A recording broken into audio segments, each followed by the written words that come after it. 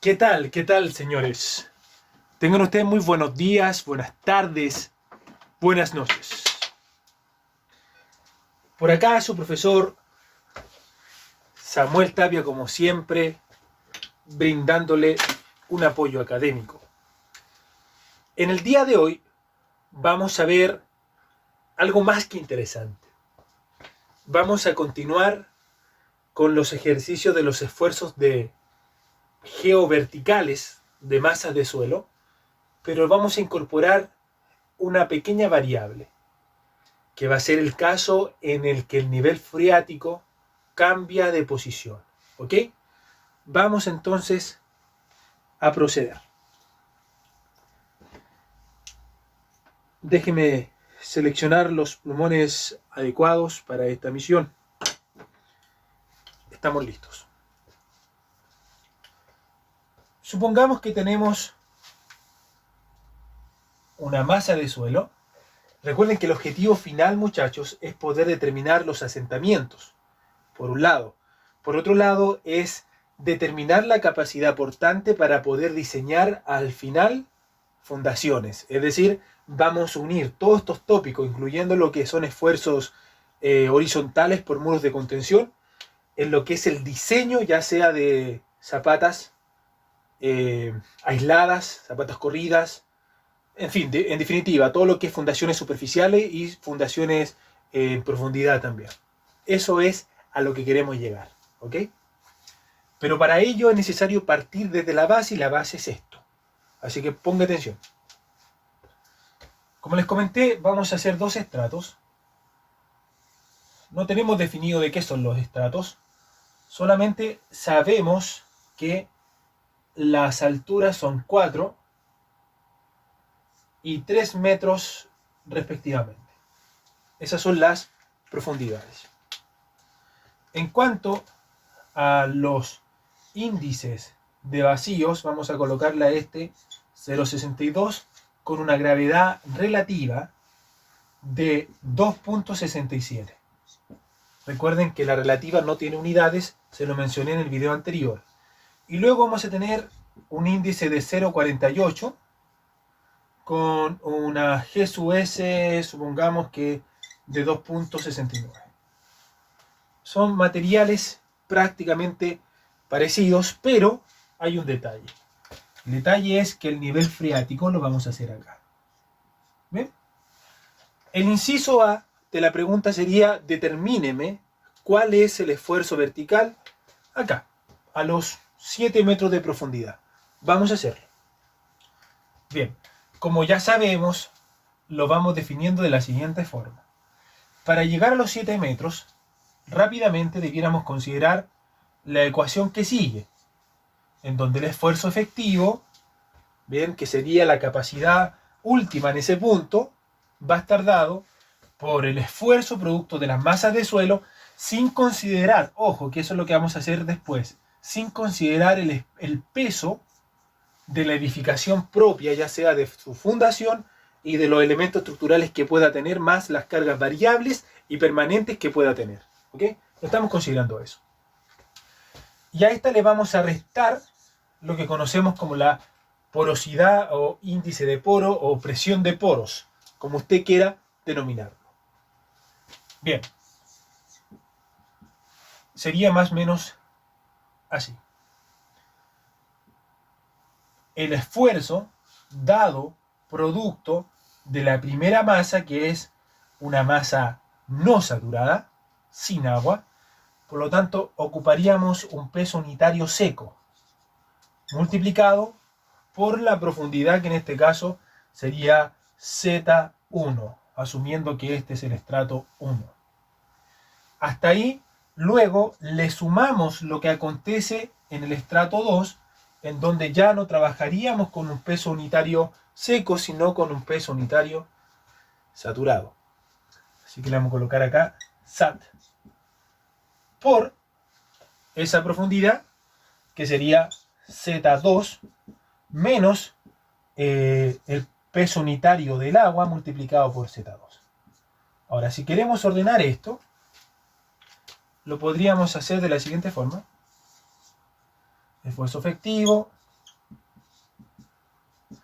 Y aquí factorizamos por Z. Por lo tanto nos queda la resta de las dos densidades multiplicado por la profundidad del estrato.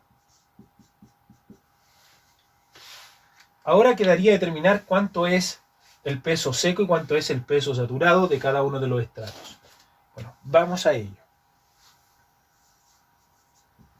Recuerden que este se calcula mediante la gravedad relativa partido en 1 más el índice de vacío multiplicado por este señor que es el agua.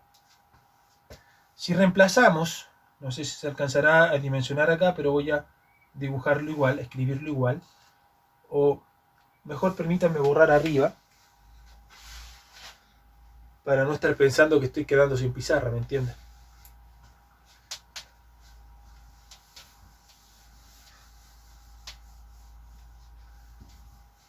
Bien, este sería entonces de la siguiente forma: peso unitario seco, G sub S sobre 1 más el índice de vacío por el peso unitario del agua. Recuerde que uno decide en qué quiere expresar todos los pesos o las masas o los esfuerzos. Todo dependerá de qué valores ocupe para la densidad del agua.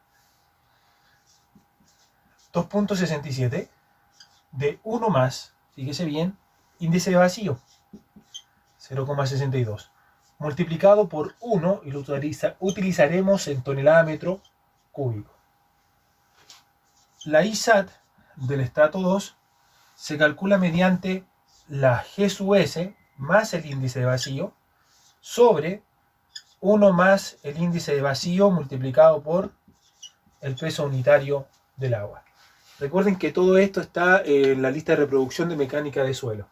Ahí lo pueden encontrar con mayor detalle. Bien, si lo reemplazamos, entonces sería 2.69. Le sumamos el índice de vacío, 0,48. Y dividimos en 1.48, que es la suma de 1 más el 0,48. Lo dejé al tiro expresado. Y todo por 1 para que nos quede en tonelada metro cúbico. Bien, vamos a calcularlas.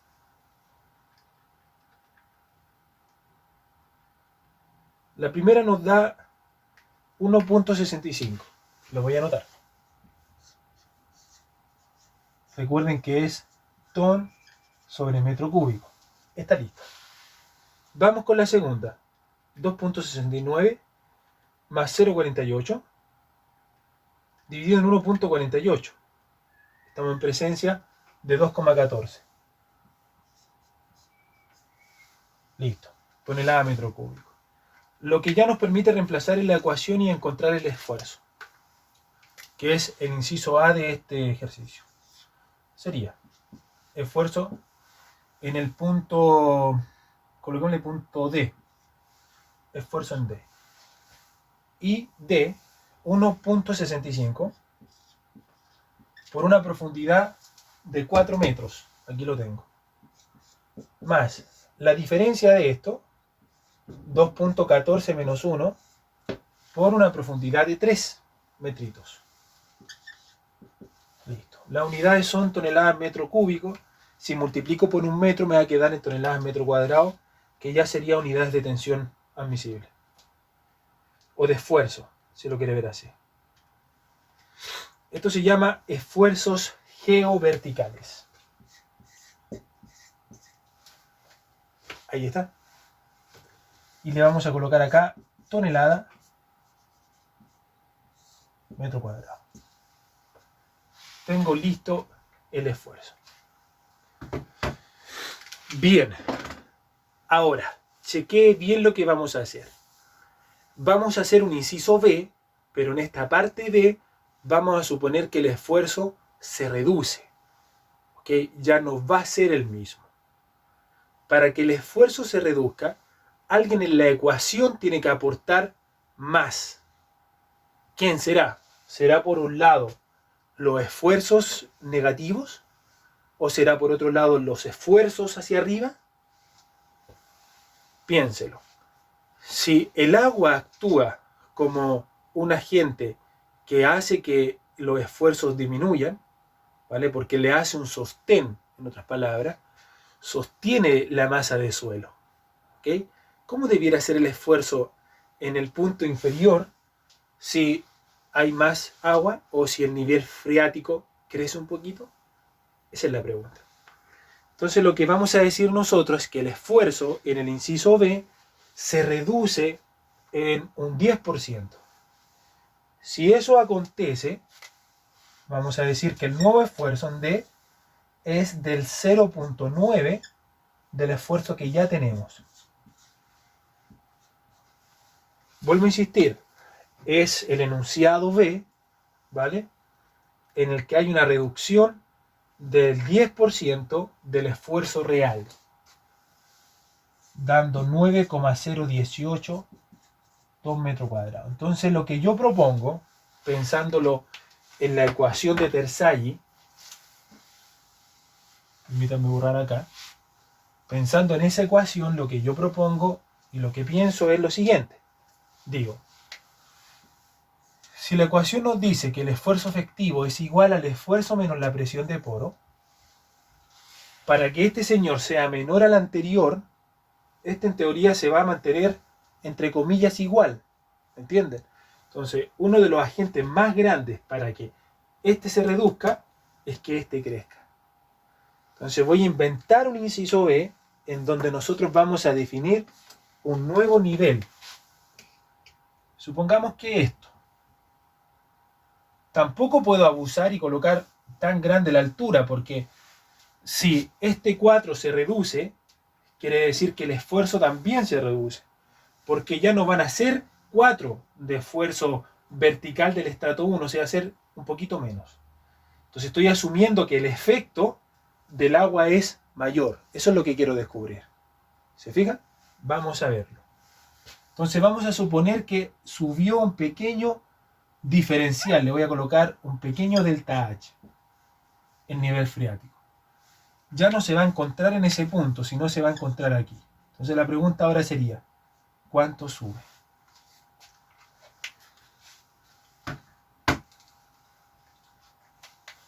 Si planteamos una fórmula para calcular el nuevo esfuerzo efectivo en D, que será este, lo voy a colocar así.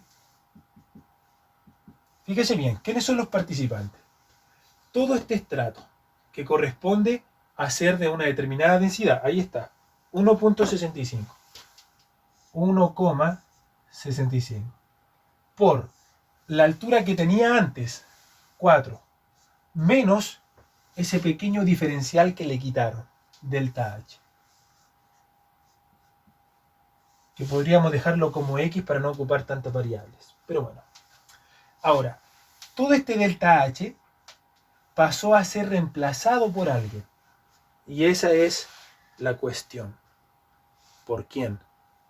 Si usted se fija, ese estrato sigue siendo parte del estrato 1, los 4 metros. El estrato 2 no ha crecido, sigue siendo el mismo material, solamente que el agua se introdujo acá. Si el agua se introdujo acá, todo esto es el mismo estrato pero saturado. Por ende, se nos hace la necesidad de calcular un peso unitario o un lambda saturado para el estrato 1, que es el que iría acompañado de ese delta H, menos 1. ¿Por qué menos 1? Porque estamos subiendo que el agua es de la densidad 1, ¿no? Bueno, entremos a calcular.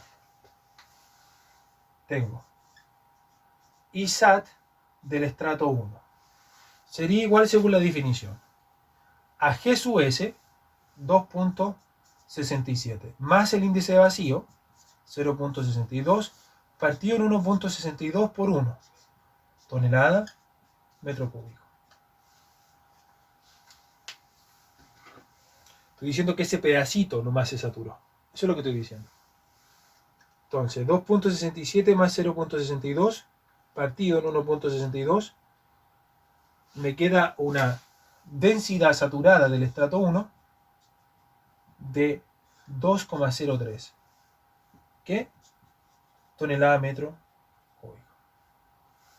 Ahora, vamos a añadir ese término, pero piense lo siguiente. Si todo esto está saturado de ese estrato, quiere decir que también hay un agua ahí restando, ¿no? Entonces, lo que hacemos instantáneamente es restar las variables. ¿Quién es? Esta, bueno, esa también, pero esta en esencia, porque esta es del estrato que se mojó ahora, que se llenó de agua, por decirlo así. Entonces, lo que yo voy a hacer, lo voy a escribir para que no se confunda, sería más, fíjese bien, la densidad del estrato saturada menos 1. ¿Por qué 1? Porque hay presión de poro, hay agua. ¿Vale? Toda esa porción se ha llenado de agua, porque el nivel freático lo he trasladado. Pero no puedo considerar esta masa, porque esta masa está aquí nomás. Son 3 metros. O sea, no puedo llegar y después colocarle 3 metros más H. No. Se fija, porque estaría mezclando estratos. Esto tiene una densidad, esto tiene otra densidad. Bueno, todo eso por delta H, que es ahora el diferencial de altura. Más este estrato de acá, que ya tengo esa expresión. Esto, en el fondo. 1.14 por 3 metros. Lo voy a dejar expresado. Vale. ¿Por qué no consideré allá delta H? Esa es la pregunta. ¿Por qué no lo hice? La respuesta es bien simple. No lo hice porque este estrato sigue siendo de 3 metros. No he dicho, que sería otro planteamiento, no he dicho que el estrato crece. Es decir, tendría que ser todo este material conforme a esto. Pero no es. El estrato sigue siendo esto, solamente que el nivel de agua creció, subió un poquito. Y suponemos, mejor dicho, que el esfuerzo se reduce. Eso lo va a responder la matemática en unos segundos. Entonces, todo esto igual a 9,018.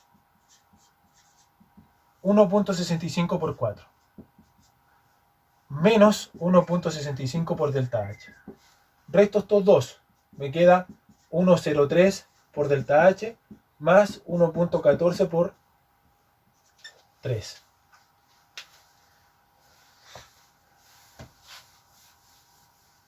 Entonces, la pregunta de ese enunciado podría ser, como sigue. ¿Cuánto tiene que aumentar el nivel freático para que el esfuerzo se reduzca en un 10%? Multiplicamos. 1.65 por 4, 6,6. Menos 1.65 delta H. Más 1.03 delta H. Más 1.14 por 3, 3.42. 9,018, le resto 6.6, le resto 3.42. Vamos a ver cuánto queda eso.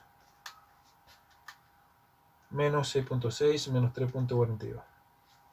Llegamos a un valor de menos 1,002 igual a menos 1.65 más 1.03 igual a menos 0.62 delta H. 0.62 delta H.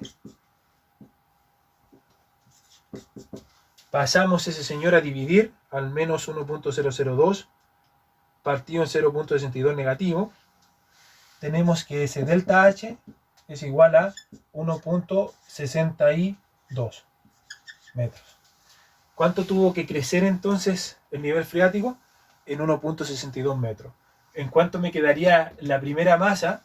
Sería 4 menos 1.62. Me quedaría un estrato de 2.38, otro de 1.62 y el último sigue siendo de 3. Podríamos hacer lo mismo ahora en un inciso B, se los dejo a ustedes. ¿Cómo infiere o cuánto se reduce el nivel freático si el esfuerzo crece en un 20%? Eso lo desarrolla usted. Por mi parte me voy despidiendo y como siempre les digo, que Dios los bendiga y recuerde que el conocimiento se debe compartir. Adiós, señores.